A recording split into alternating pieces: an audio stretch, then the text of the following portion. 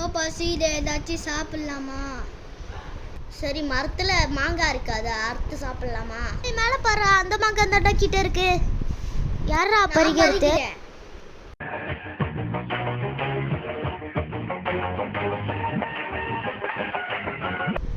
நான் ஃபர்ஸ்ட் ஏறி மாங்காய் வைத்தேன். நான் தானே கீழே உந்தவனே முதல்ல எடுத்தேன். எனக்கு ஒரு ஐடியா இருக்கு, வா போலாம். நான் மாங்காய் இங்க வைக்கிறேன். யாரு போய் ஃபர்ஸ்ட் அந்த தென்னை மரத்தை போய் தொட்டு வராங்களோ அவங்களுக்கு தான் இந்த மாங்காய். எனக்கு பயம் இல்ல, அதுக்கு தான் சாம்பிள்.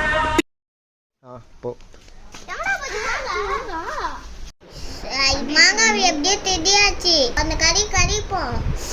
நானா புளிக்குது ஐடியா.